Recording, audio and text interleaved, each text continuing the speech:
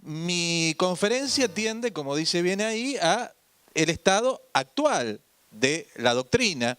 Hemos tenido a finales de septiembre las Jornadas Nacionales de Derecho Civil, que son una de las pocas jornadas en la Argentina que, yo digo siempre, crea doctrina. ¿Por qué crea doctrina? Porque hay conclusiones, conclusiones que después se suelen utilizar en los libros de texto, que se suelen utilizar en la jurisprudencia y que fundamentan muchas veces corrientes de jurisprudencia. Por tanto, eso reúne a todos los profesores titulares, adjuntos de derecho civil. También pueden concurrir los asistentes, pero no votan, únicamente votan los titulares y adjuntos, y se divide en varias secciones. La sección de derechos reales trató el tema precisamente de los conjuntos inmobiliarios, es decir, de los conjuntos inmobiliarios propiamente dichos. ¿Por qué esto de propiamente dichos? Porque tenemos que el Código Civil, que se sancionó en el 2015, tiene un título que se llama Conjuntos Inmobiliarios, y luego trata nuevamente algo que se llama conjuntos inmobiliarios, y tiempo compartido y cementerios privados. Con lo cual está tratando en un título general algo que vuelve a nombrar. Entonces se lo suele llamar conjuntos inmobiliarios propiamente dichos, también propiedad horizontal especial, por lo que vamos a ver entonces. Esta sección del Código Civil, que uno podría decir, bueno, por fin tenemos ley, porque tanto tiempo se estuvo peleando para que hubiera una ley que regulara los conjuntos inmobiliarios, tanto tiempo se estuvo haciendo, es una de las partes peor redactadas del, estoy poniendo para no pasarme de los 45 minutos, es una de las partes peor redactadas del Código Civil nuevo. Realmente no se sabe quién fue el autor, se sospecha quién fue, pero lo niega. Y yo ahora dudo, por lo que voy a decir en algún momento, que haya sido el autor. Porque hay algunas cuestiones que uno dice, no, pero un escribano no puede haber puesto esto, de ninguna manera. Bueno, decimos que es un derecho muy mal redactado. Primero, el concepto. El concepto no define ningún derecho real, sino que me trae tipologías de lo que hemos llamado conjuntos inmobiliarios o emprendimientos urbanísticos privados o propiedades coparticipativas de distintas maneras en la doctrina. Pues son conjuntos inmobiliarios los clubes de campo, barrios cerrados privados, parques industriales, empresariales o náuticos, o cualquier otro emprendimiento urbanístico, independientemente del destino de vivienda permanente o temporaria, laboral, comercial o empresarial que tenga, comprendido asimismo aquellos que contemplan usos mixtos, con arreglo a lo dispuesto en las normas administrativas locales. No define nada, es lo mismo que decir que concepto de propiedad horizontal. La propiedad horizontal es un edificio. No me está definiendo nada, absolutamente nada. Fíjense cómo se define un derecho real, ¿no? El concepto de derecho real. El derecho real es un poder jurídico de estructura legal que se ejerce directamente sobre el objeto en forma autónoma y que atribuye a su titular las facultades de persecución y preferencia y las demás previstas en este código. Es decir, sujeto, un objeto, las facultades, y por eso cuando se define, por ejemplo, la propiedad horizontal, dice, es un derecho real, que se ejerce sobre un inmueble propio, que otorga sus facultades, sin titular facultades de uso, goce y disposición material y jurídica, que se ejercen sobre partes privativas y sobre partes comunes, de conformidad con lo que establece este título y el respectivo reglamento de propiedad horizontal. Es decir, me dice lo que es jurídicamente la propiedad horizontal. Pero cuando tomo los conjuntos inmobiliarios propiamente dicho, no me dice en absoluto lo que es. Primer defecto. ¿Es de lo peor redactado en el código? No. Alguna vez vamos a hablar de los cementerios privados, que nadie sabe todavía bien qué son lo que ha regulado el código. Bien, y después dice características en el segundo artículo. Se supone que este artículo debería servir para que yo diga, acá tengo un área. Entonces dice, son elementos característicos de estas urbanizaciones las siguientes: cerramientos, partes comunes y privativas, estado de indivisión forzosa perpetua de las partes, lugares y bienes comunes, reglamento por el que se establece órganos de funcionamiento, limitaciones y restricciones a los derechos particulares y régimen disciplinario, obligación de contribuir con los gastos y cargas comunes, entidad con personería jurídica que agrupa a los propietarios de las unidades privativas. Y después dice, igual que la propiedad horizontal, que las partes comunes y las partes privativas son inescindibles. ¿Sirve para algo este artículo? Ya vamos a ver que de muy poco. Sí sirve para alguna cuestión, que es para ver qué no es quizás con... Sobre todo en lo que está subrayado, entidad con personería jurídica que agrupa a los propietarios de las unidades privativas.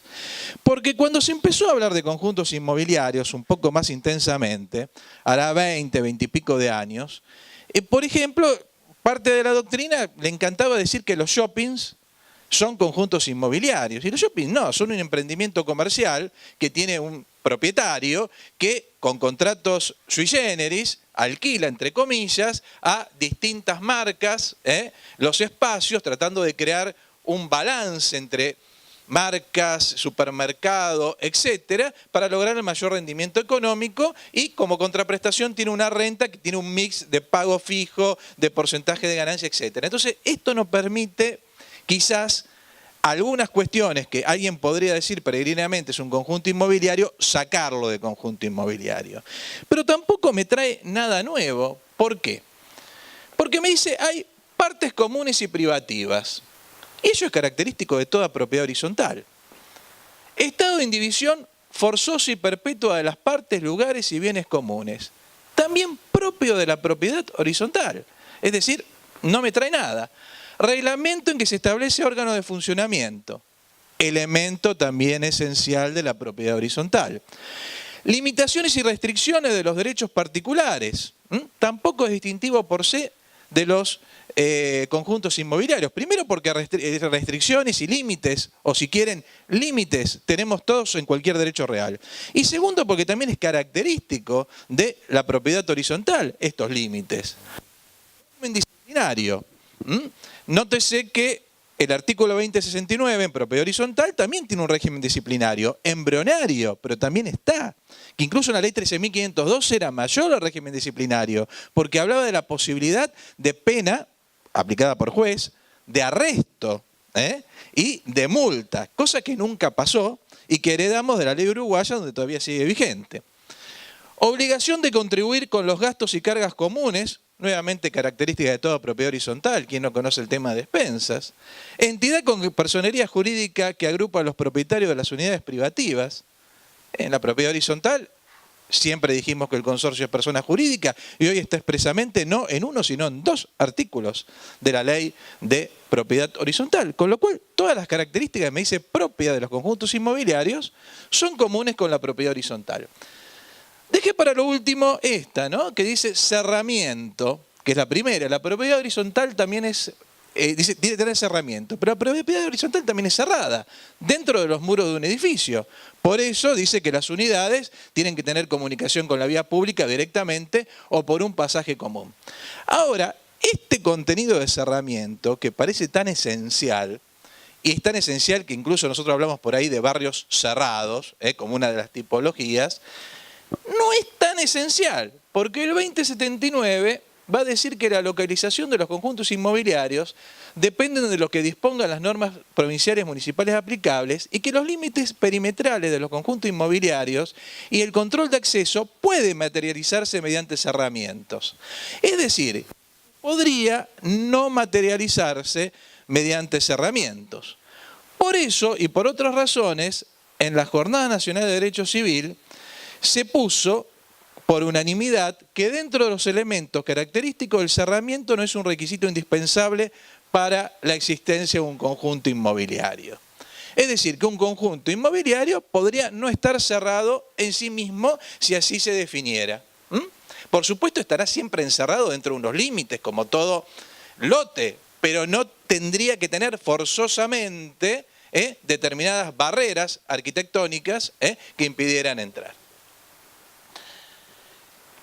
Bien, y otra conclusiones interesantes con respecto a esto, porque dice, la localización, el 2079, de los conjuntos inmobiliarios depende de lo que dispongan las normas provinciales y municipales aplicables. Al parecer, en algunas provincias han dicho si están fuera de zona urbana no puede haber conjunto inmobiliario, porque emprendimientos urbanísticos, y lo han interpretado de esa manera. Por eso, una declaración también de la Jornada Nacional de Derecho Civil, por unanimidad, dice que los emprendimientos comprendidos en el artículo 2073 pueden ser urbanos o rurales. Ahí, por ejemplo, alguna profesora mendocina, Alicia Puerta, nos recuerda siempre que allá hay club de viñas. Es decir, al parecer, uno puede comprar una parcela de vides, hay una bodega central y se fabrican vinos de mucha calidad, etcétera. Yo tengo cierto escepticismo, yo creo que es parte de un gran marketing que uno dice yo soy propietario de una bodega y tengo un club de vino y tenga tal vino. Pero lo cierto es que existe. Y otra conclusión interesante que la mayoría adoptó es que los conjuntos inmobiliarios pueden emplear muebles contiguos o no, siempre que funcionalmente conformen un todo no escindible. Una conclusión un poco arriesgada. Quiere decir que según esta conclusión, que en cierta manera, aunque fue tomada por prácticamente la unanimidad, puede ser discutible, podrían no estar en forma contigua y ser un solo conjunto, quizás atravesados por una calle pública.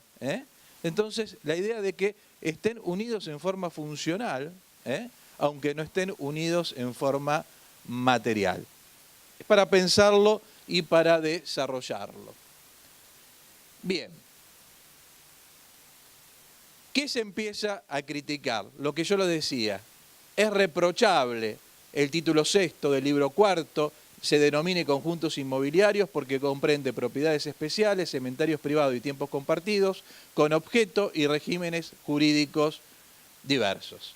Esto prácticamente por unanimidad se dijo que era reprochable. Hay un solo voto de un viejo registralista y director por mucho tiempo del registro de la propiedad en Buenos Aires, que estuvo en contra de esto, no lo fundó porque que es Ruiz de Erenchun, ¿no? Pero la mayoría, esto la critica toda la doctrina, ya lo hemos dicho. Bueno, naturaleza jurídica.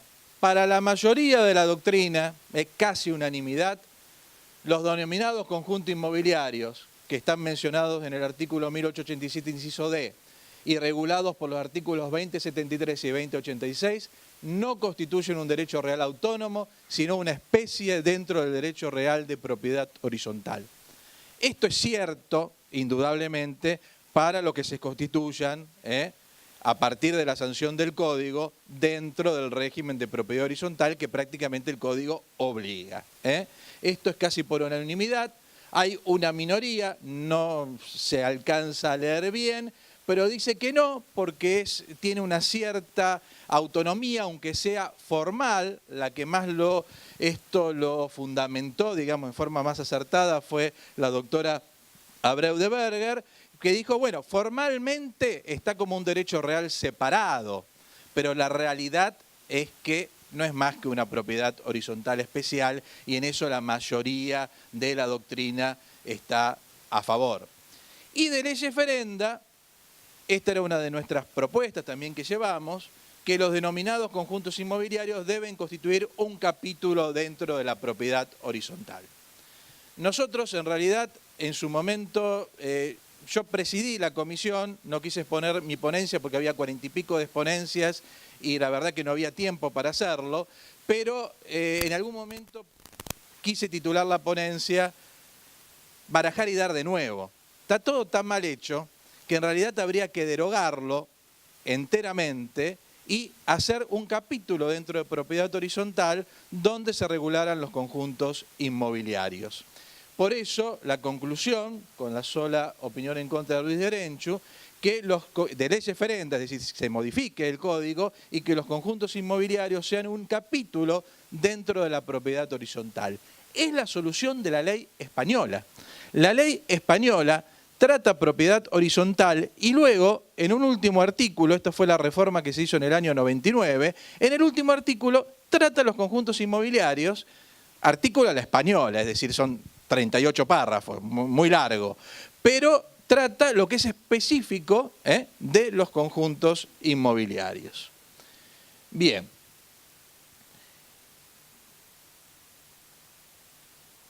Se dice cuáles son las partes necesariamente comunes. Lo típico de esta propiedad es que únicamente son necesariamente comunes las vías de circulación, acceso y comunicación, áreas específicas destinadas al desarrollo de actividades deportivas, recreativas y sociales, instalación y servicios comunes y todo otro bien afectado al uso comunitario. La diferencia con la propiedad horizontal común es que en la propiedad horizontal común el terreno es necesariamente común, aunque yo tenga mi unidad construida sobre ese terreno. En esta propiedad horizontal especial, mi terrenito donde voy a construir mi unidad puede, no va a ser común, sino que va a ser del propietario de esa unidad funcional. Ahí el ingeniero Fricks tiene un interesante desarrollo conceptual, pero que en el fondo es lo mismo.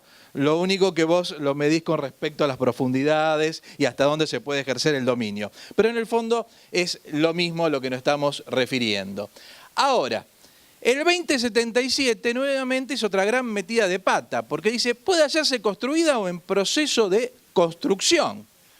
Entonces, si no está en proceso de construcción, no puede haber conjunto inmobiliario. O bien podría ser que el lote no se construya nunca, nada. No hay conjunto inmobiliario.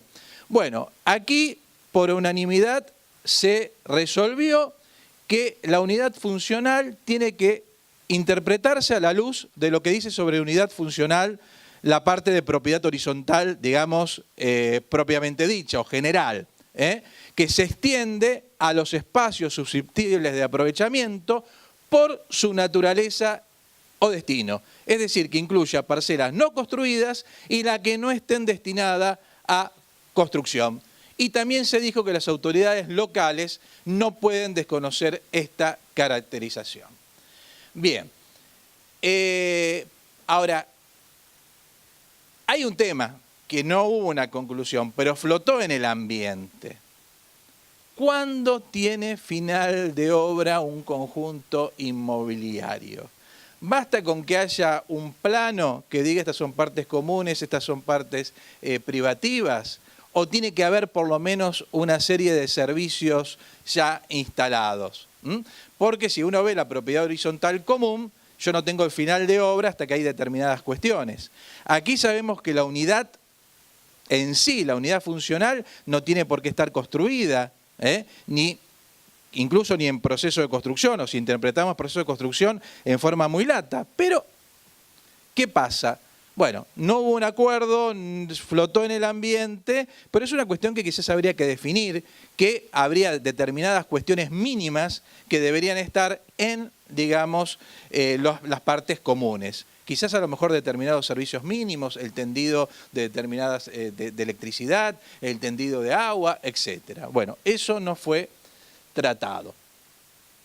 Bueno, y llegamos al punto que es casi el nudo gordiano del tema, que es que el 2075 dice que todos los conjuntos inmobiliarios deben someterse a la normativa del derecho real de propiedad horizontal, establecida en el título quinto, es decir, la propiedad horizontal común, con las modificaciones que establece el presente título a los fines de conformar un derecho real de propiedad horizontal especial.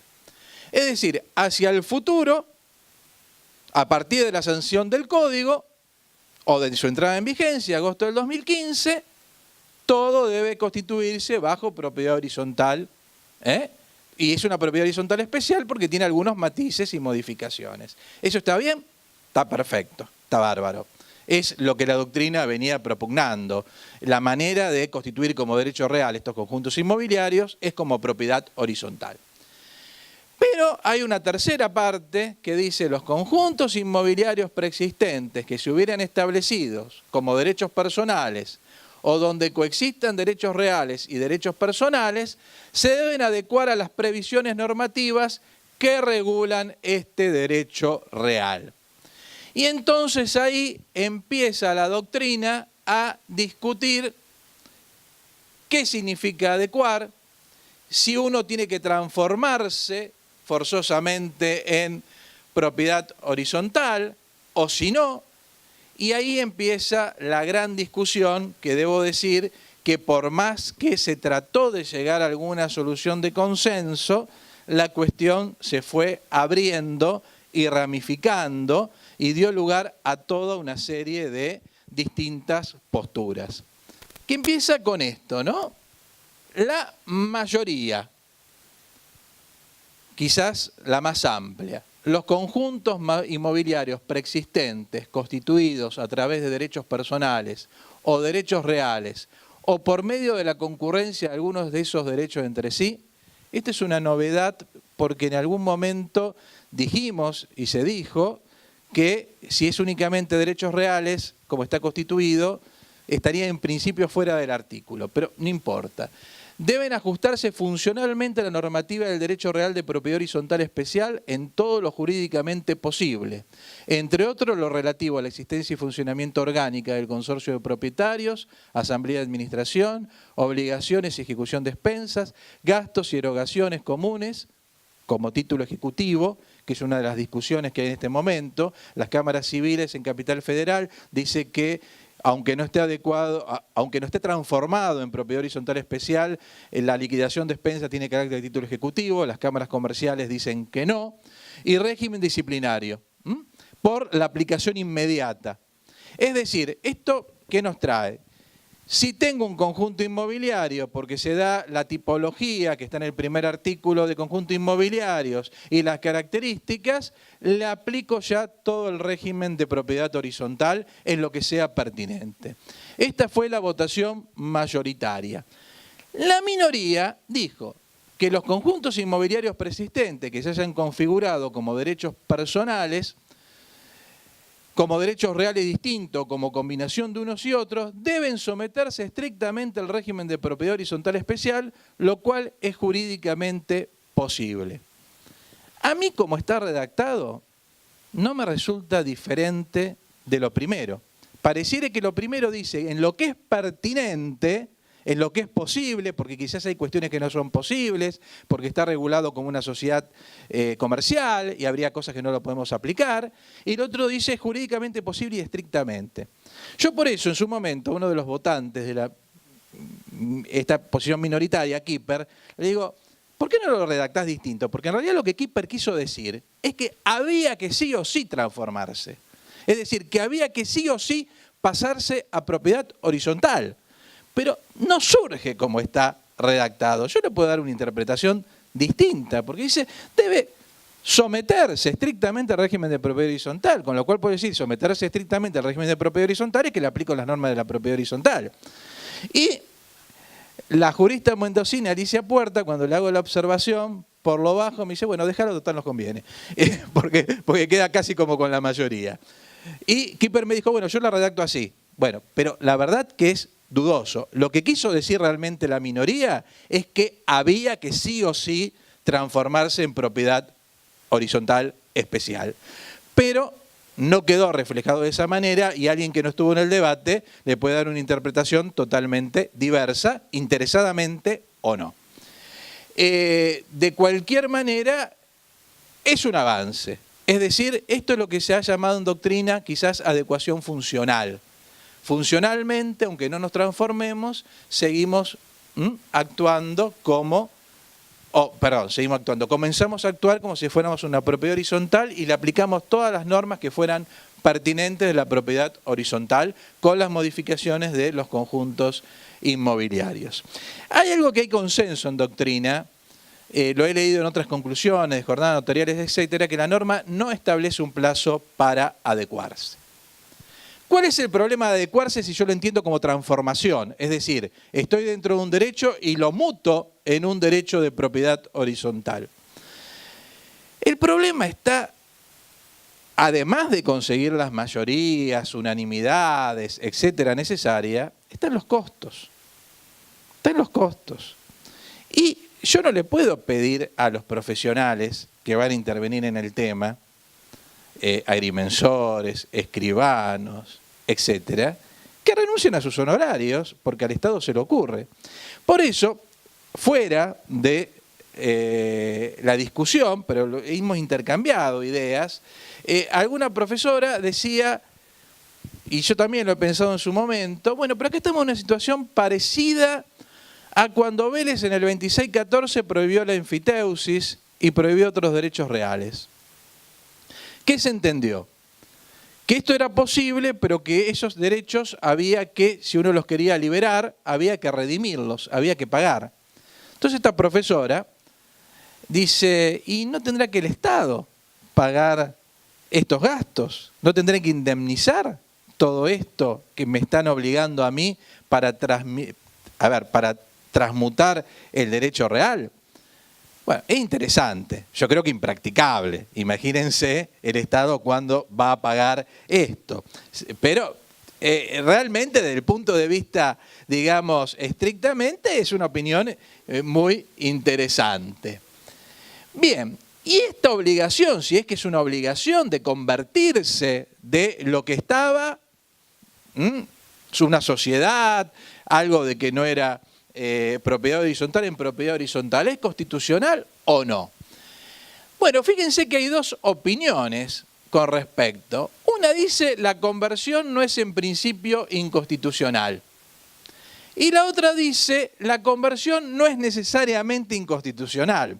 Parece que dijera lo mismo, pero tiene un matiz. La primera parte de decir, en principio es constitucional. Y la segunda parece que partiera de decir, bueno, en principio no parece muy constitucional, pero no es necesariamente inconstitucional. Fíjense los matices en los cuales se va llegando.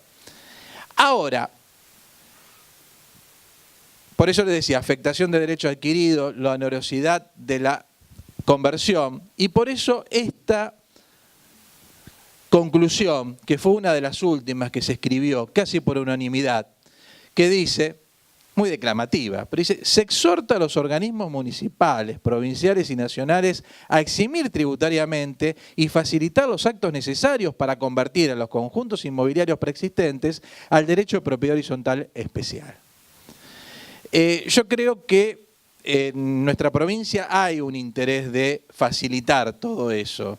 Yo lo veo en las conversaciones que hemos tenido con Frix, hay un interés. Pero bueno, esto realmente habría que profundizarlo, porque si a un conjunto inmobiliario se le plantea la transformación y los costos son accesibles, realmente hay una ventaja en el tema. Pero claro, si los costos son inaccesibles, se transforma en algo muy, muy complicado de instrumentar. Otra cuestión interesante, que esto salió esta declaración a instancia de, sobre todo de profesores que son escribanos, es que los títulos de los conjuntos inmobiliarios preexistentes que no se hayan convertido a propiedad horizontal especial no son observables por esta circunstancia. Porque se estaba hablando que había algunos bancos que no daban préstamos, que estaban hipotecarios, que estaban quedando fuera del mercado. Bueno, en esto hubo unanimidad.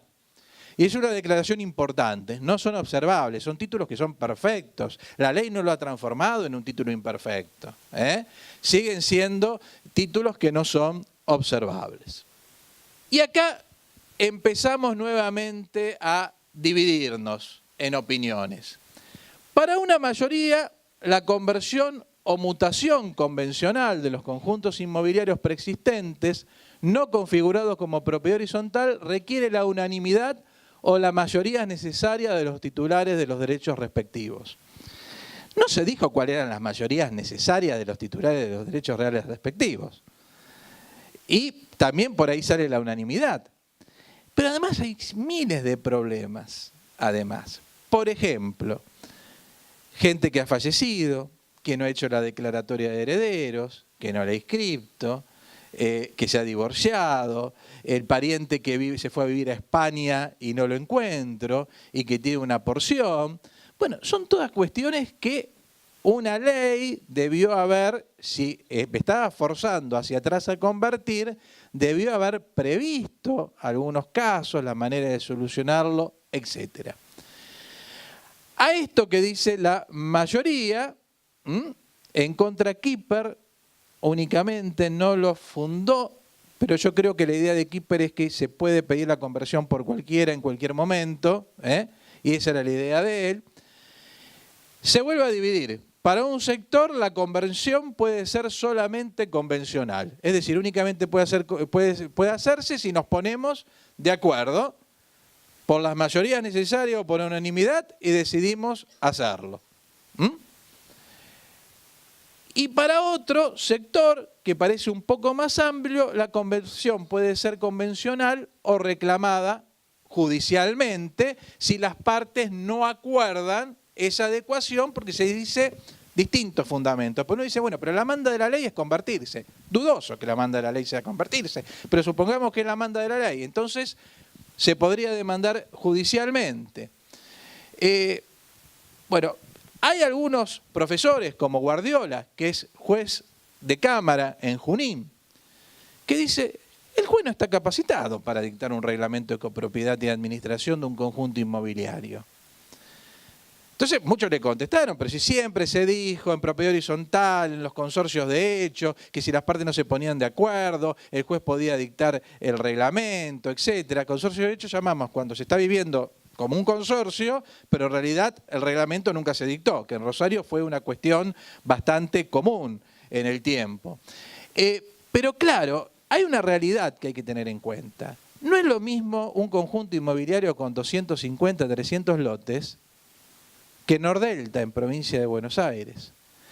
Y yo creo que los abogados cuando pensamos en el reglamento de copropiedad pensamos más que nada en las cláusulas que hacen a la organización, a los derechos y obligaciones, y nos olvidamos de todo lo primero que es toda la descripción de cada uno de los lotes, etcétera, y nos olvidamos de quiénes están legitimados, quiénes no están legitimados, etcétera. Entonces no es tan simple el tema de que el juez dicte un reglamento para el caso que no se pongan de acuerdo. Incluso surgió en ese momento una de las normas del código que dice que los jueces no pueden imponer la constitución de derechos reales. Pero claro, siempre que no esté previsto, porque por ejemplo el juez puede imponer una servidumbre forzosa si se dan las condiciones de la ley, con lo cual no es un argumento decisivo.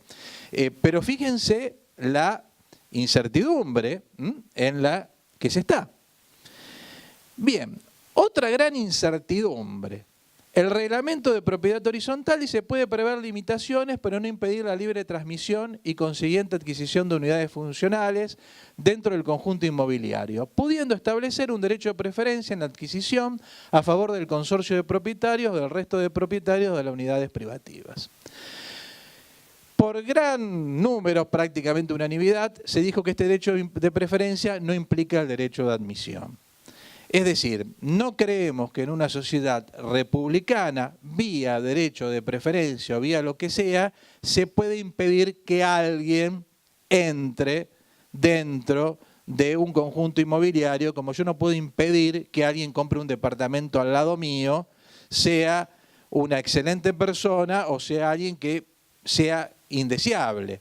Se podrá aplicar sanciones si lo que él hace externamente luego dentro del conjunto inmobiliario, dentro de la propiedad horizontal común, es contrario a la moral y las buenas costumbres, a las leyes y tiene una manifestación externa.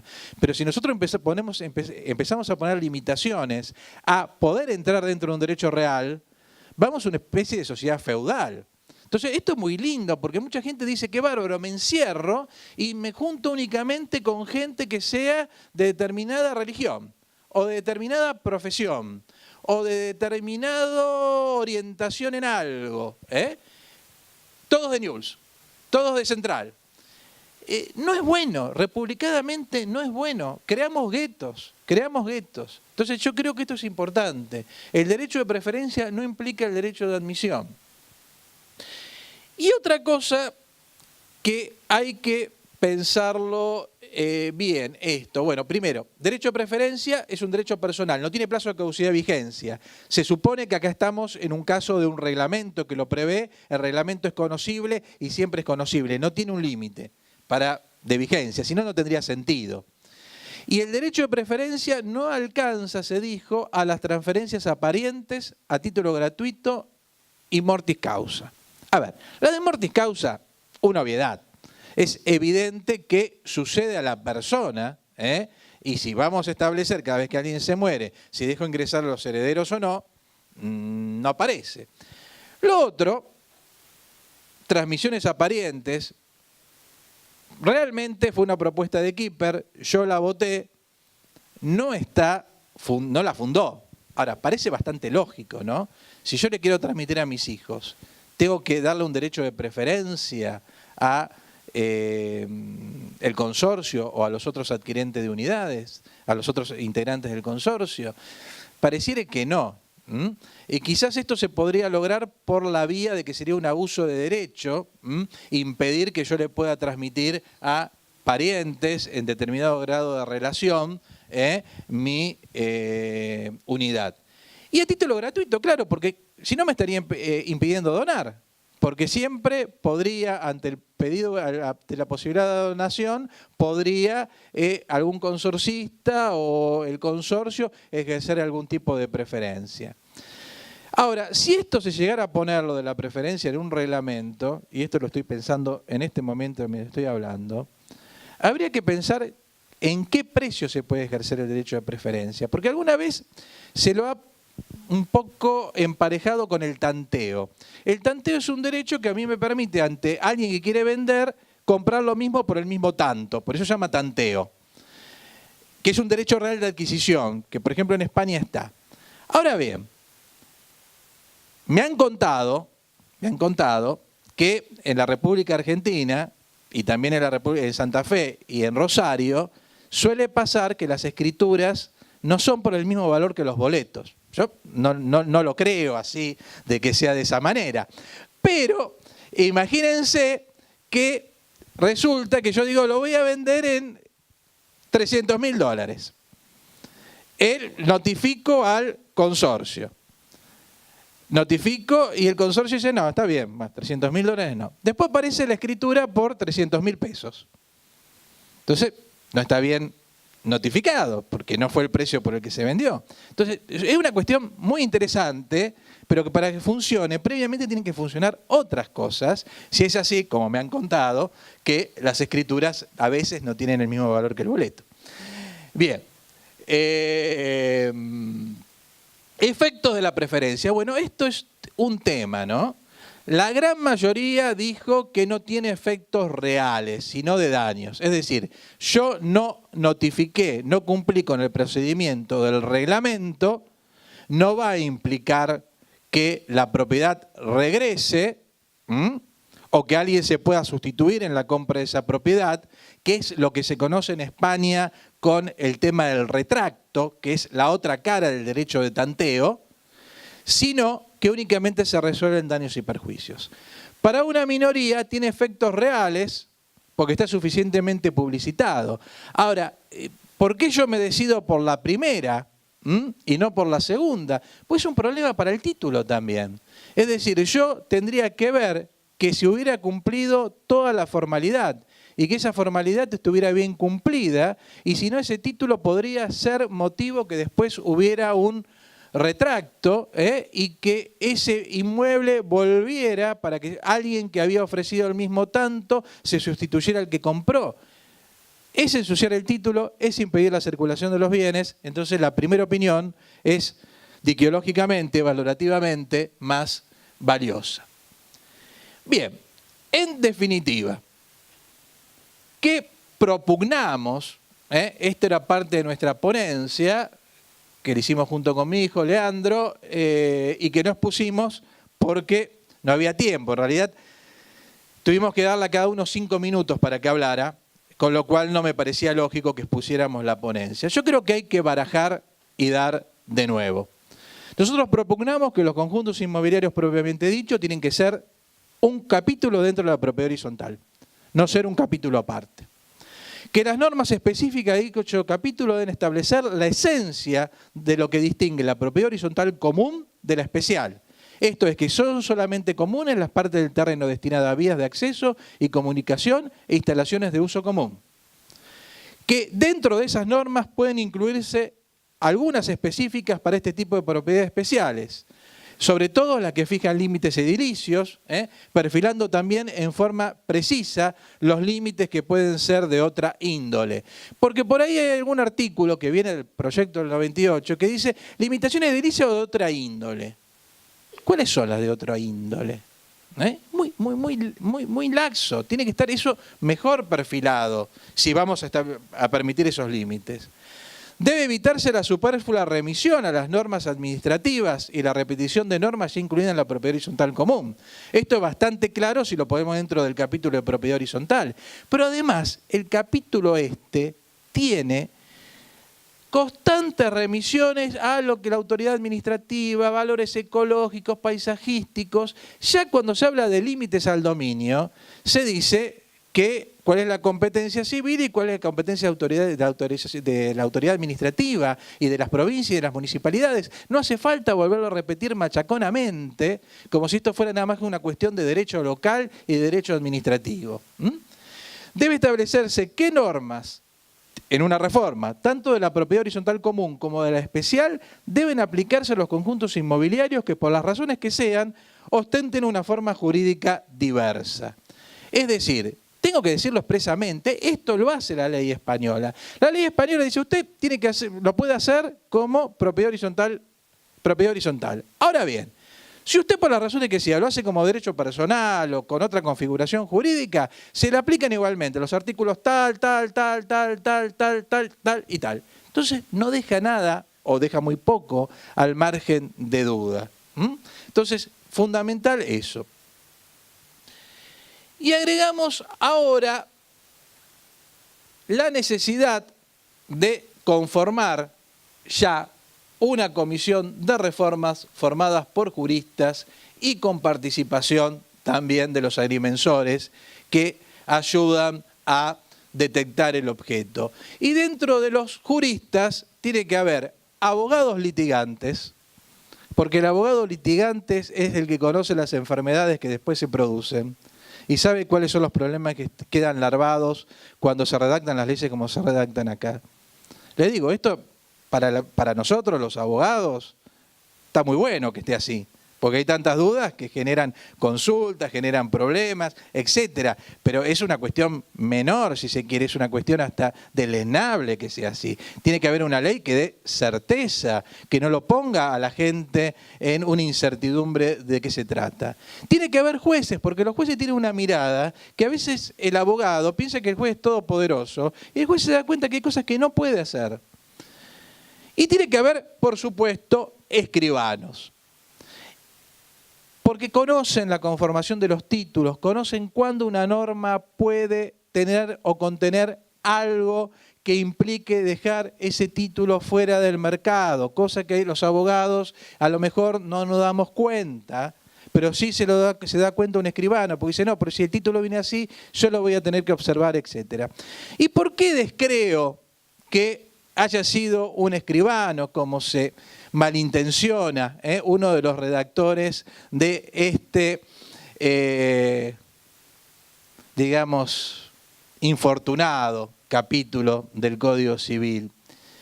Por el 2080, que dice, toda limitación o restricción establecida por el reglamento, si estamos hablando de reglamento de propiedad horizontal especial, debe ser transcripta en las escrituras traslativas del derecho real de propiedad horizontal especial. A ver, si está en el reglamento, si el reglamento es conocido, si lo dice el mismo artículo que se considera parte integrante de los títulos de propiedad, que no hacía falta decirlo, porque ya estaba en la norma general de propiedad horizontal, y además después dice, se presume conocido por todo propietario sin admitir prueba en contrario, ¿para qué voy a transcribir toda limitación? ¿Y qué pasa si no la transcribo? Y no va a pasar absolutamente nada, porque igual la debería conocer por el reglamento. Yo creo que esto es una herencia de lo que en la jerga por ahí se habla del clausulado, de que cuando no había el conjunto inmobiliario constituido como propiedad horizontal, había toda una serie de normas en las escrituras que establecían limitaciones o cuestiones con cierto parentesco con la propiedad horizontal y que después había que transcribirlas, y por ahí en alguna escritura se la han olvidado. Miren, se hará mientras dure la ley las interpretaciones posibles, pero para eso va a necesitar jurisprudencia. Y muchos años de jurisprudencia. Hasta que la jurisprudencia no empiece a rodar bien, mal o equivocadamente, vamos a estar en incertidumbre. La ley 13.512 no era muy buena, funcionó. Funcionó gracias a la doctrina y la jurisprudencia, y después ya casi nadie la discutía, pero no era muy buena, pero funcionó. Esta no es que no sea muy buena, es muy mala. Con lo cual necesitaría urgente una reforma que implicaría la derogación y volver a escribirlo. Pero, mientras tanto, confiemos que el buen tino de jueces, abogados, escribanos y la necesaria participación de los agrimensores en la determinación del objeto y de los poderes públicos, que acá lo tenemos al agrimensor Frick también encargando los poderes públicos, nos ayuden a hacer la norma más equitativa posible para la ciudadanía. En definitiva, esto tiene que ver con el derecho a la propiedad, a la vivienda, sobre todo del argentino, y por eso tenemos que tratar de que en el mientras tanto funcione. Bueno, ya están mis 46 minutos, así que muchas gracias y nos veremos en otra oportunidad.